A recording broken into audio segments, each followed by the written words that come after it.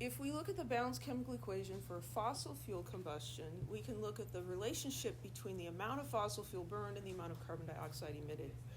Now, fossil fuels are not a single compound. There are a whole bunch of different compounds. And even the gasoline that you put in your car is not a single compound. It's a mixture. And exactly what mixture is going to depend on what gas station you go to, what state you live in, all kinds of other things. So we're going to use octane as just a representative fossil fuel. It's kind of like an average compound. So octane has 8 carbons, so C8H18, and 2 molecules of that are going to react with 25 molecules of oxygen to form 16 molecules of CO2 and 18 molecules of H2O. And we can also interpret this equation with moles instead of individual molecules. So we can say that there are 16 moles of carbon dioxide created for every 2 moles of octane that are burned. The coefficients in the chemical equation are going to specify the relative amounts of each of the substances involved in the reaction in terms of moles. Okay? Not masses, just moles. So the amount of each of the substances used and made in the reaction is related to the amounts of the other substances. And this is consistent with the law of conservation of mass. And we learned that we're going to balance equations by balancing the atoms. That will also cause the masses to balance. So this topic has the name stoichiometry. You've probably heard that before, hopefully. And that's looking at the numerical relationships between reactants and products. Stoichiometry. So let's talk about pizza.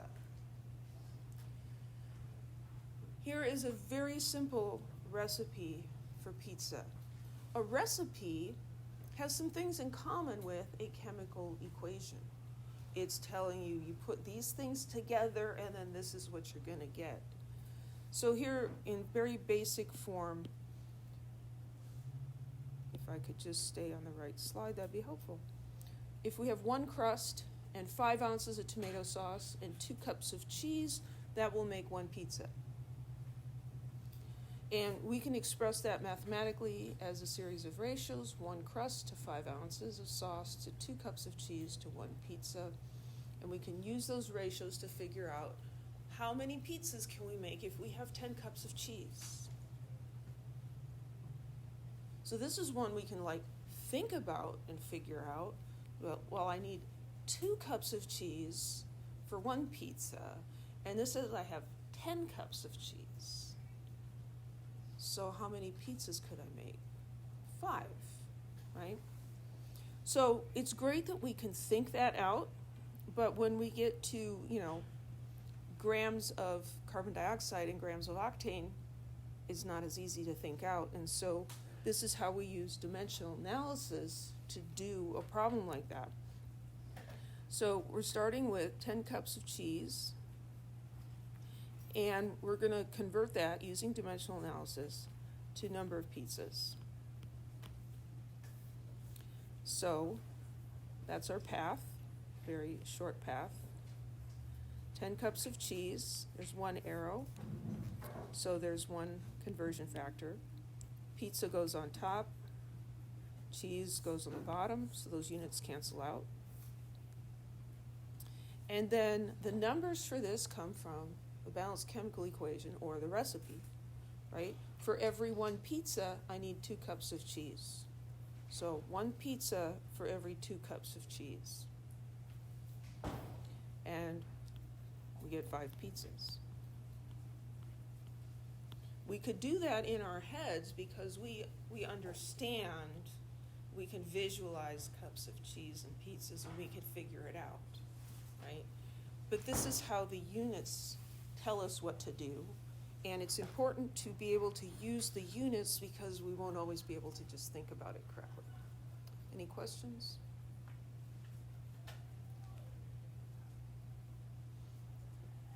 So the ratios of the coefficients in the balanced chemical equation also gives us information we can use as conversion factors. We'll be converting between amounts in moles. So here we have that balanced chemical equation for the combustion of octane, and we can answer questions like, if we burn 22 moles of octane, how many moles of carbon dioxide form? Well, these numbers are messier than the 2 cups of cheese and the 10 cups of cheese. But we're essentially doing the same thing. We want to convert 22 moles of octane to moles of what? CO2. Moles of CO2. So we can do that in one step. 22 moles of octane times and a line. This is going to have moles of CO2 on the top and moles of C8H18 on the bottom,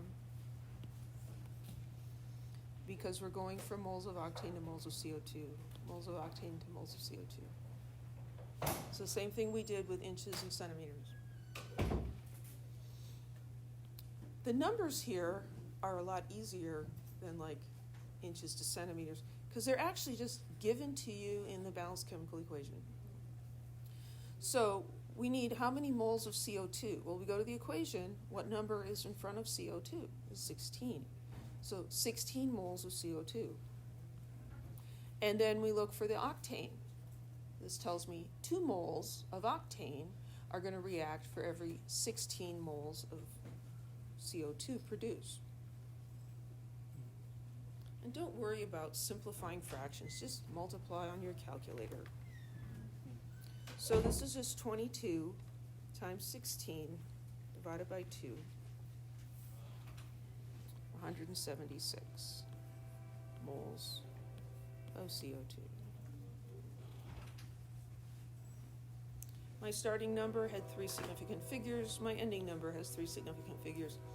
These are exact numbers, because exactly 2 molecules of octane will make exactly 16 molecules of CO2, because all of the atoms have to be used. Any questions? So we call this a mole ratio, and that's just a conversion factor hiding in the balanced chemical equation. But we don't measure things in moles. We measure things in grams, typically. So we're going to need to use molar masses to convert those moles into grams. And so this is the general conceptual plan, or the path, for stoichiometry. Mass of A to the amount of A in moles to the amount of B in moles to the mass of B. And I think of it like this: grams to moles to moles to grams. So that's one of those things that should be just like floating through your head while you're sleeping, like groups 1A, 2A, 3A, zinc, and silver. Right? Grams to moles to moles to grams. Grams to moles to moles to grams. That is the starting point for all stoichiometry problems. Sometimes we need to make some changes to it, but if we start with grams to moles to moles to grams, then we'll be good. Okay? So let's do a problem. According to the U.S. Department of Energy, the world burned 3.3 times 10 to the 10th barrels of petroleum in 2013, the equivalent of approximately 3.7 times 10 to the 15th grams of gasoline. Calculate the mass of CO2 emitted into the atmosphere using the combustion of octane as the representative equation. So let's identify what we're given and what we're trying to find. So we're going to just treat this as a dimensional analysis problem. So we're given 2 numbers there, and we are asked to find the mass of CO2. Now, this problem is giving us a little bit of a backstory. And so we do need to have some comprehension of what these words mean. So this 3.3 times 10 to the 10th barrels of petroleum, it's saying that that's equivalent to about this. These are not going to be exact calculations of the amount of CO2 released by humans burning fossil fuels, because we don't know exactly how many barrels were burned. We don't know exactly how much of that was gasoline or something else, but these are approximations that we can use to get a ballpark idea, an approximation of what was going on.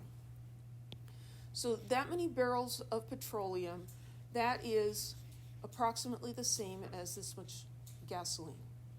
So we really don't need to use the barrels of oil at all. But then this equation has octane, and that's talking about gasoline. But we're using octane to represent gasoline. So then this is representing the amount of octane. It's really great how this first example has some tricky stuff in it. 3.7 times 10 to the 15 grams. So I like to use my balanced chemical equation to help me organize the information and help me see what's going on. So this is the mass of octane that we're supposed to calculate with. So I wrote that mass under octane. And then they're asking us for the mass of CO2. So that's this guy over here. So I'm going to put a question mark, and grams. It didn't say how many grams, but it says mass. Since this one's in grams, that would be easiest to do in grams. So what's the path for stoichiometry? Grams to moles to moles to grams, right? So grams of C8, H18 to moles of C8, H18 to moles of CO2 to grams of CO2.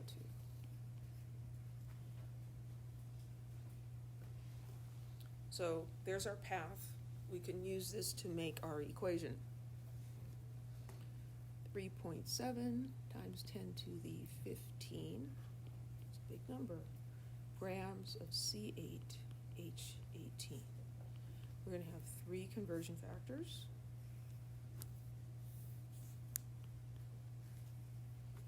And then I'm going to take the numbers, the units from my path, and I'm going to write them down up here.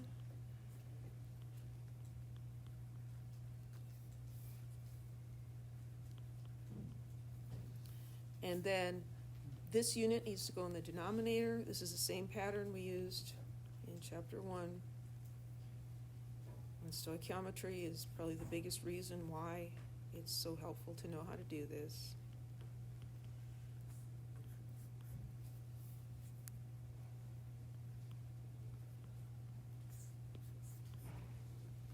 Get all the units in, so they cancel out and do what you want. Then we're going to put numbers in. I like to start with the easy one first, right? Why start with the hard one? The mole ratio is the easy one because the numbers are given to us in this equation. So there's 2 moles of octane, so I'm going to put 2 moles in front of octane for every 16 moles of CO2.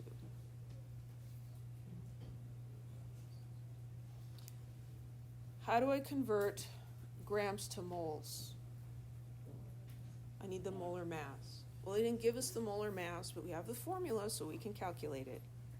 8 carbons times the mass of carbon plus 18 hydrogens times the mass of hydrogen.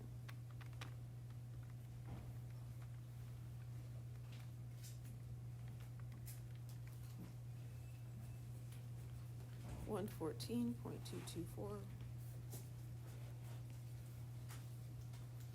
So that's the mass of the octane. And I would recommend just write down all the digits Remember that you should never round your molar masses to less than 4 significant figures. More is better, but it can also get kind of tedious. Our final answer is going to have 2 significant figures.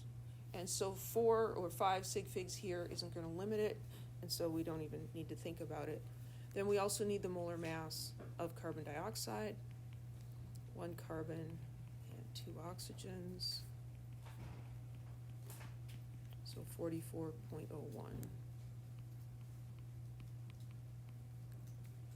The molar mass is the mass of 1 mole. And then just go left to right, times the top, divide by the bottom. Skipping the ones if you like.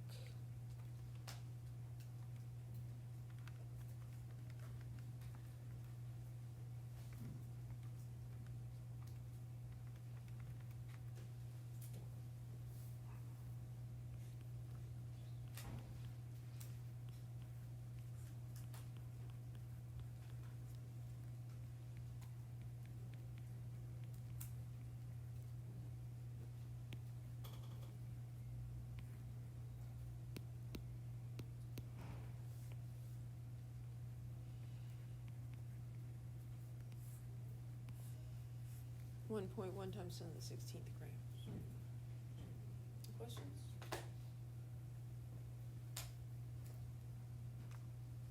It's a lot of CO2.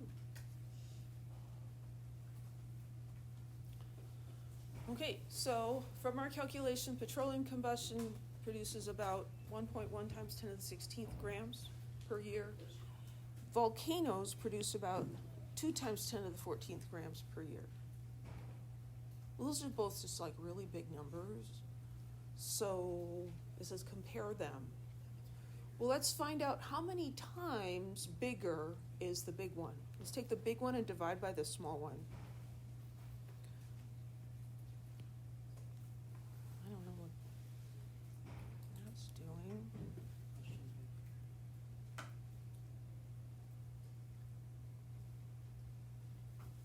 I don't know how that happened. 1.1 times 10 to the 16th grams per year divided by 2 times 10 to the 14th grams per year gives us 55. That would only have 1 sig fig. So petroleum combustion is producing 55 times more CO2 than the volcanoes. Are the volcanoes to blame for the increase in CO2? Nah, they're not. It's us. Any questions? Yeah. Just, would you always do that if you wanted to find like the difference between? That's a good question. Would you always like do the ratio if you were trying to compare the results? Not necessarily. And honestly, I'm not going to ask you to compare results very much. The only thing we'll do with comparing results is we'll look at like a percent yield, but we'll have an equation for that. But with these, just really big numbers, it's like, well, is that really that much bigger? Looking at the ratio, then we say, oh yeah, it is. Whoops. Let's do another example.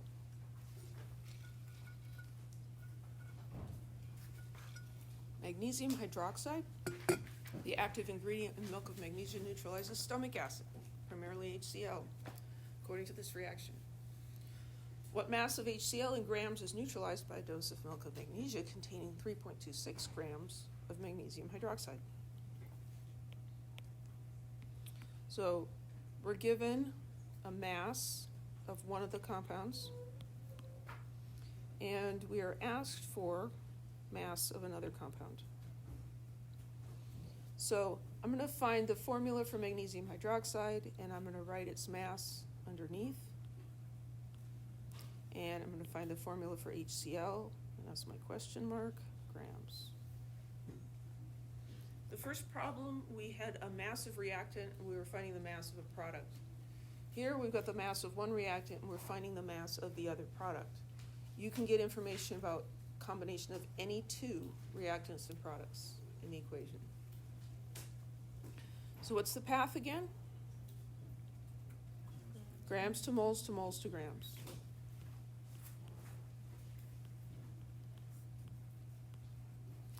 It's going to be grams of whatever one we have the information about. Go to moles of that, then to moles of the other thing, and then to grams of that thing. So 3.26 grams of magnesium hydroxide times in a line, times in a line, times in a line.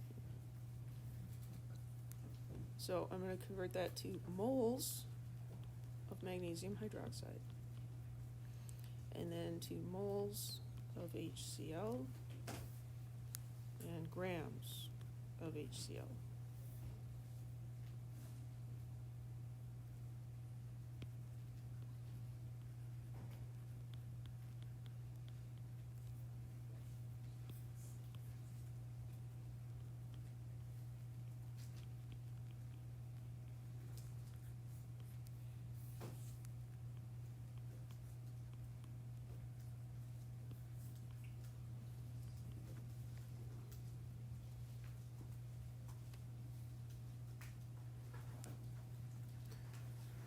The mole ratio in the middle is just from the balanced chemical equation.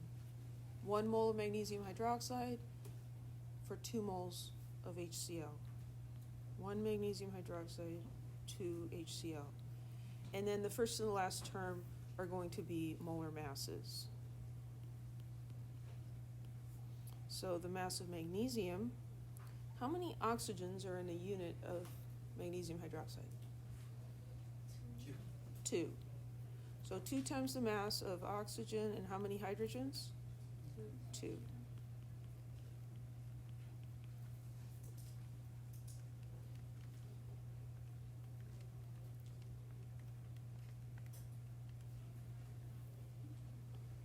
.326.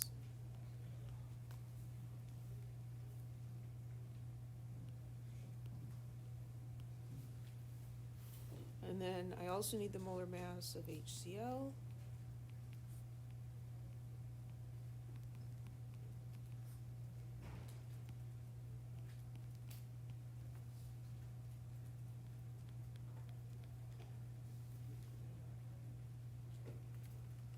So 3.26 divided by 58.326 times 2 times 36.458.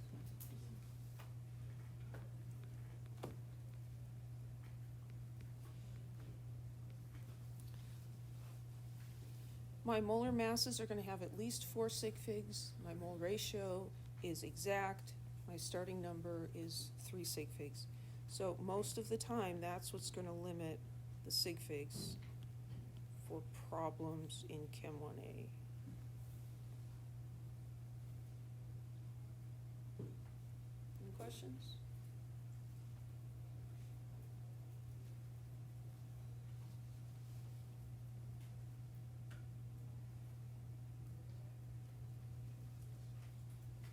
A component of acid rain is nitric acid, which forms when NO2, a pollutant, reacts with oxygen and water according to this simplified equation.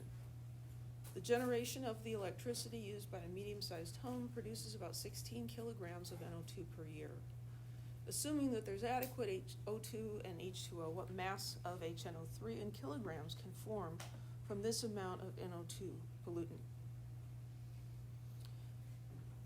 So, you know, it's really great that our society is trying to, like, you know, move towards electric vehicles and stuff, but then where does that electricity come from, right?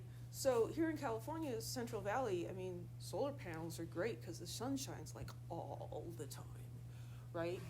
But even when you're generating electricity from solar panels, where did the solar panels come from and what was involved in making them? And if you trace things back, there's always some pollution or some CO2 emissions or something that's happening in all of these things. Now, eventually, will it be better if it's all electric? I hope so. But, you know, you've got an electric car, but you're using power off the grid from a generator, from a power plant that burns coal. Are you really helping out the environment? I don't know. It's not as simple as it sounds. Anyway, okay, so I'm going to highlight what I've got here. It says 16 kilograms of NO2, and it's asking me to find HNO3 in kilograms. So 16 kilograms of NO2, I'm going to write that under NO2. And then the question is about the HNO3, and it specifies it wants the answer in kilograms. What's the path for stoichiometry? Grams to moles to moles to grams. Okay, that's always where we should start. Grams to moles to grams. Are we starting with grams here? And we're starting with kilograms. So we can add a step on the beginning, convert those kilograms to grams. Do we want to end up with grams? It says we want kilograms, so we can convert the grams to kilograms. Now, you might recognize that conversion factor at the beginning and at the end, those are going to cancel each other out, right?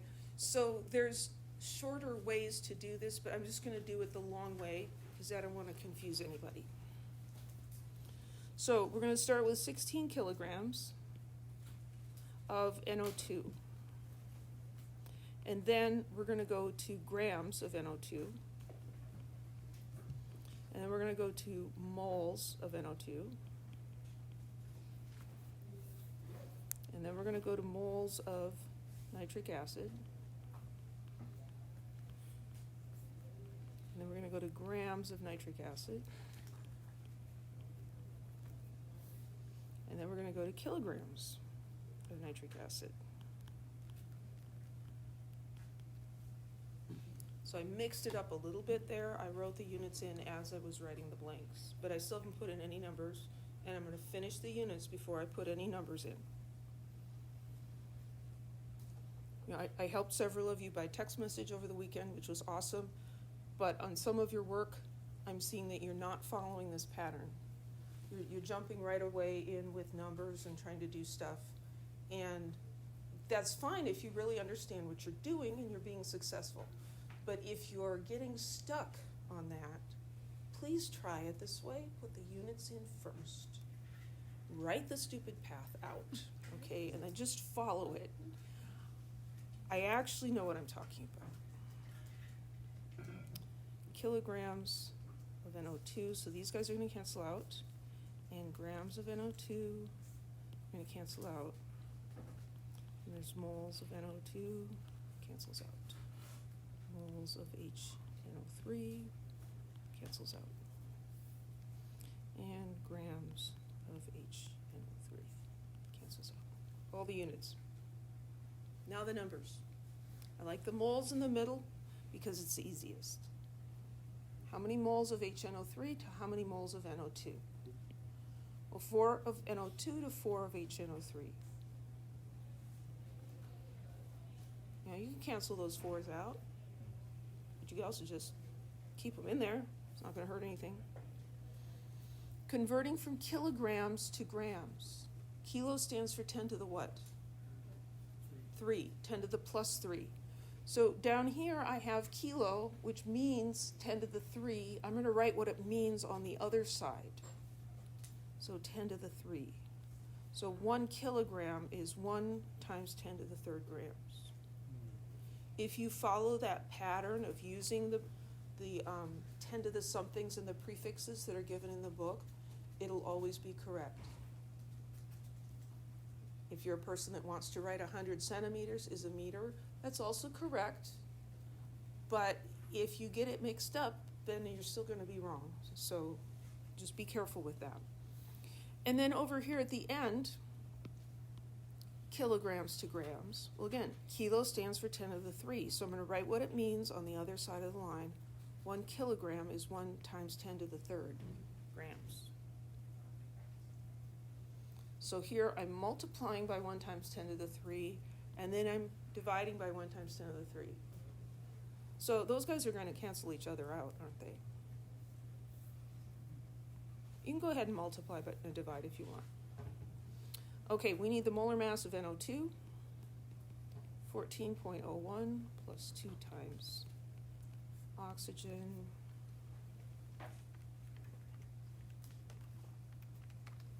46.01.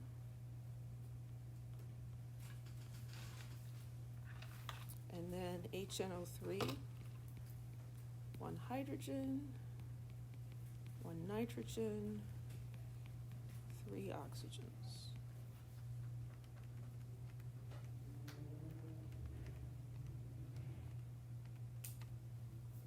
.018.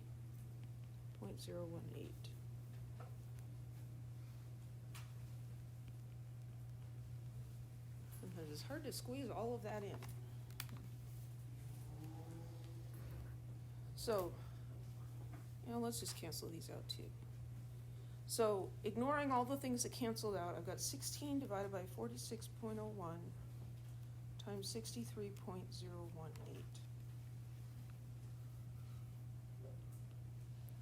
21.91 kilograms for 2 sig figs, 22 kilograms of CO2.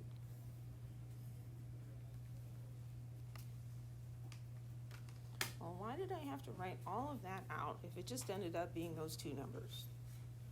Well, you don't know it's going to end up being those 2 numbers until you write it all out. If you want to see how you can avoid doing this part at the beginning and the end, I'll be happy to show you a shorter way to do that. But the other ones, the molar masses and the mole ratios, just put them in there. Just do it every time. Okay, any questions? Yeah. I think it's not CO2. Thank you. You're right, it's not CO2. I was stuck on that other problem. Thank you. It's HNO3. I wish I could say I did that just to see if you were paying attention, but I didn't. Any other questions? Yeah. So for things like this that start in something that's not like the base unit of kilogram or whatever, Mm-hmm. can we just start with doing like even the 16 times 10 to the third? Yes, you can. Mm-hmm. Yeah. So, since you asked, there's two shortcut ways you can do it, and I'll just talk very briefly about that. So here, instead of starting with 10 kilograms, you could start with 10 times 10 to the 3rd grams, right? Because that's what the kilo means. Another thing that, another way to think about this is you can think about the kilo and the gram as 2 things that are multiplied, right? And so if I leave this out, well, actually, that might be better. If I leave that out, then this gram is going to cancel the gram part, but not the kilo part. And so when I get over here, I'm not going to need this either, because I've still got the kilo that was there originally. So that's another way to think about it. If that doesn't make sense, just pretend I never said it. Any other questions?